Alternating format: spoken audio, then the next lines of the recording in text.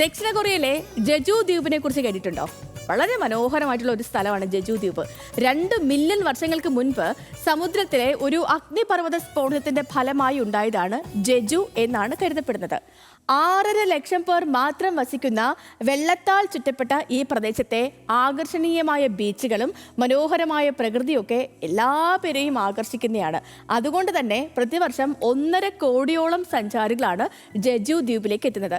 പക്ഷെ നമ്മൾ ഈ മറ്റേത് വിനോദസഞ്ചാര കേന്ദ്രത്തെയും പോലെ ടൂറിസം പ്രവർത്തനങ്ങൾ മൂലം ഈ ദ്വീപും മലിനീകരണം സംഭവിച്ചു അവിടെ. അങ്ങനെയാണ് 2030 ദ്വീപ് കാർബൺ രഹിതമാക്കി മാറ്റാനുള്ള തയ്യാറെടുപ്പ് ഭരണകൂടം നടത്തിയത്. 2040 ജെജു പ്ലാസ്റ്റിക് മലിനീകരണം ഇല്ലാത്ത ദ്വീപായിട്ട് മാറും. ഈ വർഷത്തെ പരിസ്ഥിതി ദിനത്തിന്റെ ആതിഥേയ രാജ്യം ദക്ഷിണ കൊറിയയാണ്. അവിടെ ജെജു ദ്വീപിലാണ് പരിസ്ഥിതി ദിനത്തിന്റെ ആഘോഷങ്ങൾ നടക്കുന്നത്. ജെജു ഒരു പൈതൃക ദേശമായി മാറിയത് പ്രകൃതിയെ ചേർത്ത് പിടിക്കുന്നത് കൊണ്ടാണ്.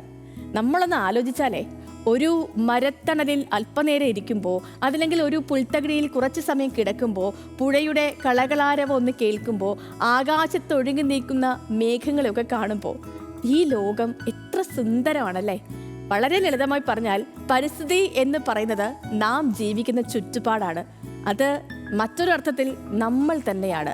അപ്പോൾ ഈ പരിസ്ഥിതി ദിനത്തിൽ മഹാത്മജിയുടെ വളരെ പ്രശസ്തമായ ഒരു വാചകം ഓർത്തെടുത്തുകൊണ്ട് നമുക്ക് ഇന്നത്തെ ഹലോ മലയാളം ആരംഭിക്കാം.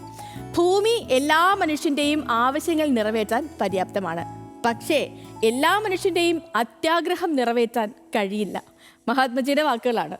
അപ്പോൾ നമുക്ക് പ്രകൃതിയെ സ്നേഹിച്ച് ആ സൗന്ദര്യത്തിൽ ജീവിക്കാം, ഭൂമിയെ ഒന്നിച്ച് സംരക്ഷിക്കാം. ഈ പരിസ്ഥിതി ദിനം നമുക്ക് പുതിയ പ്രതിജ്ഞകളെടുക്കാം, പ്രകൃതിയെ ചേർത്ത് പിടിക്കാം.